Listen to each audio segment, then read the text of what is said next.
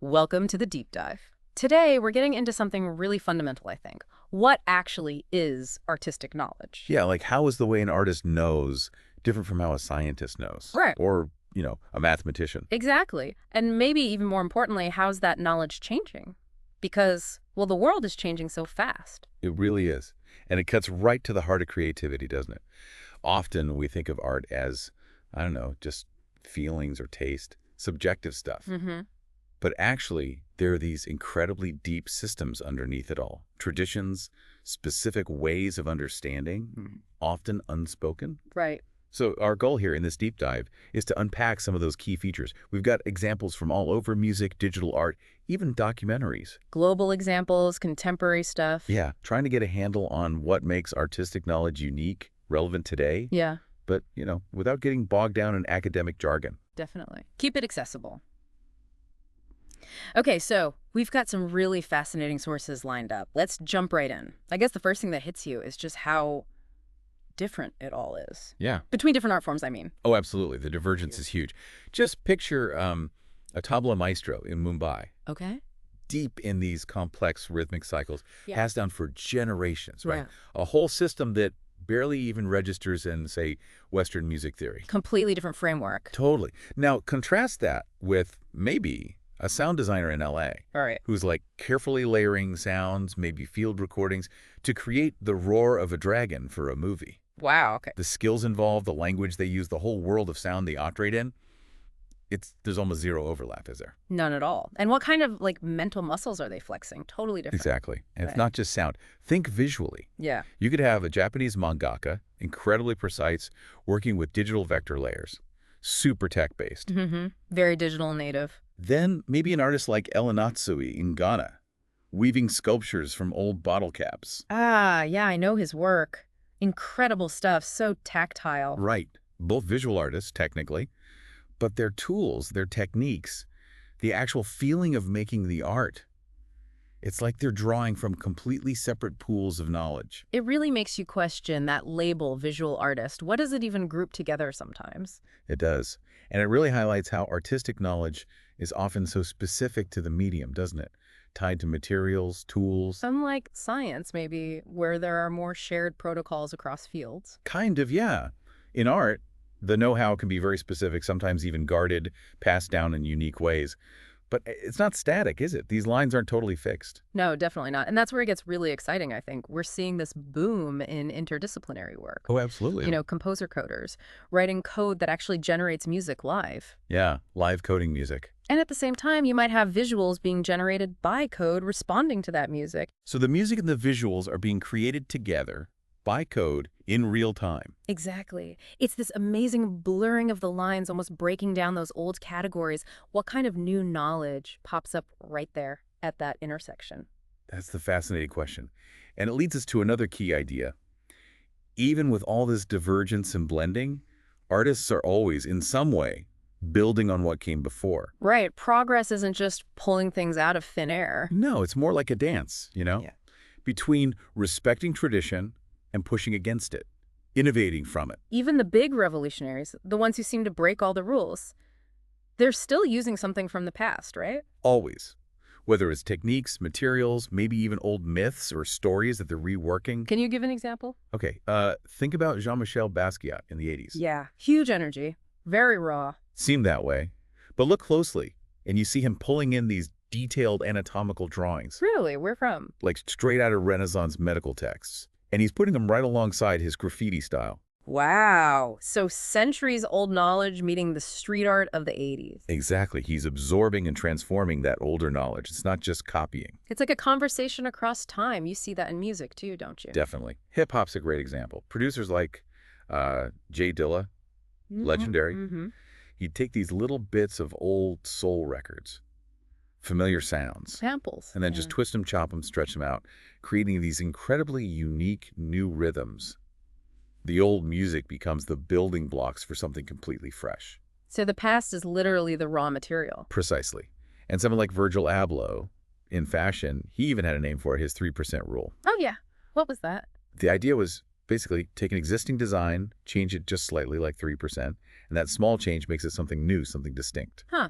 Like remixing as a core principle. Exactly. It acknowledges where it came from, but puts a new spin on it. Even tiny tweaks can make a big difference creatively. Which kind of leads us naturally to another huge factor, technology. Oh, massive. Technology has always been a game changer for art, hasn't it? Constantly. How art is made, how it's shared, how we even think about its value. Think about AI in choreography now.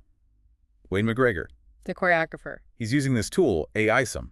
It's learned from, like, decades of his own rehearsal footage. Okay. So what does it do? It actually generates new movement ideas for his dancers Yeah. in real time. Yeah. The AI is basically collaborating in the creation process. That's wild. So the machine is suggesting moves. How does that change things? It totally shifts the dynamic, doesn't it? The choreographer's role, what the dancers know. Mind-boggling. Or what about those immersive digital museums, like TeamLab in Tokyo? Oh, yeah. Borderless. Incredible spaces. You walk in and your own movement changes the art around you, the lights, the sound. The line between you, the viewer, and the artwork just dissolves. It's a completely different way to experience art, not just looking at it. You're in it. And then there's the whole NFT thing. Right, the blockchain tech shaking up the art market. At a Beeple sale. What was it, $69 million? Yeah, for a purely digital file, made unique by the NFT. That sent shockwaves, didn't it? Showing that digital art could have serious, financial value in a way people hadn't really accepted before. Absolutely. And it's not just a fringe thing now. Big art fairs like Art Basel Hong Kong, Yeah. they're including AI art, panels on tech. So code is becoming accepted as an artistic medium itself. It seems so. It's a major shift. And all this diversity kind of points to how multifaceted the arts are. We can think about them in a few different ways, maybe. Okay, like how? Well, sometimes art works like a system. Codified rules, a grammar almost, some classical music theory or ballet techniques. Right, very structured. Like the raga system in Indian classical music. Perfect example. Years of intense training, memorizing these intricate patterns. It's incredibly disciplined, like learning a complex language. Okay, so art as system. What else? Then there's art as expression, where the main goal is communication, an idea, an emotion, maybe pushing for social change. Like a protest song or... Or even a documentary, like Blue Planet 2. Ah, yeah. Amazing visuals. Stunning. Hmm? But more than that, it apparently had a real impact, didn't it? People reported using less single-use plastic after seeing it. Wow. So art driving real-world action. Exactly. Art as a force for change. And then maybe there's art as vehicle, Meaning? where the art form itself becomes a powerful way to carry information, maybe data, but make it resonate emotionally. Okay, Like Maya Lin's Vietnam Veterans I Memorial. go in DC. Yeah. Powerful. Fundamentally, it's just a list of names, right? Raw data. Uh-huh.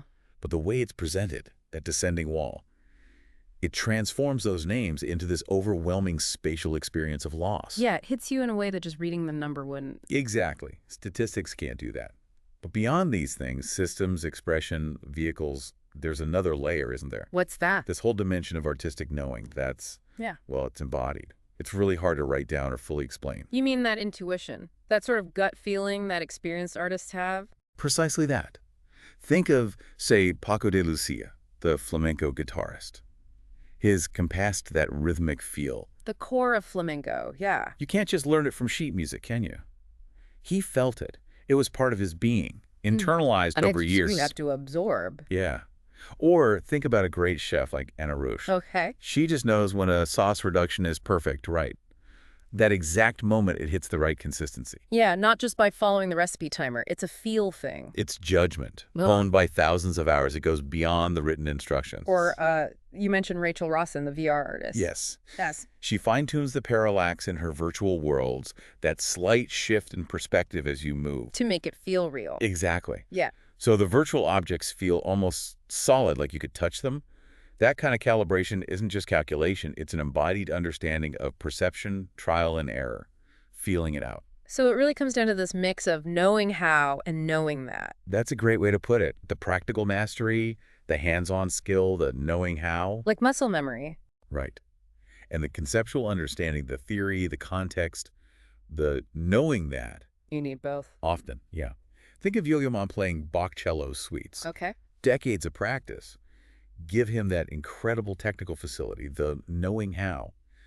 But his interpretations, the way he phrases things, the tempos, that comes from his deep understanding of Baroque music, the history, the knowing that. The technique serves the understanding. Beautifully put. Yeah. And it's not just about technique and history. Think about reading a powerful novel. Like Chimamanda Ngozi Adichie's Half of a Yellow Sun. Exactly. You don't just learn facts about the Biafran War. Oh, you feel it. You inhabit the characters' lives, right? Right. You experience their perspectives. That builds empathy in a way that maybe a history textbook can't. It's a different kind of knowing. More emotional, experiential knowledge. Yeah.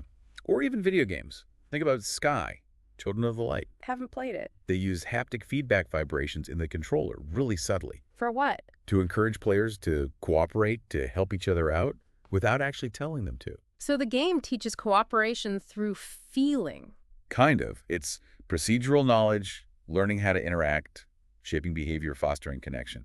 Pretty clever. Yeah.